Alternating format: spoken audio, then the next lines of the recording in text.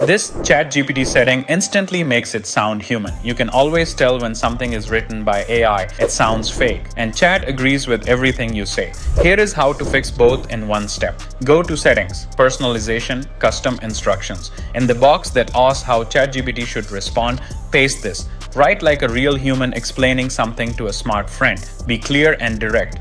Avoid buzzwords and corporate language. If something sounds like a press release, rewrite it. Do not sugarcoat things. Do not agree with me just to be polite. If something is weak, say it. Write for spoken language. If it sounds awkward out loud, fix it. This works because AI is trained to be safe and nice. Humans are not. Save this if you want your AI output to sound real.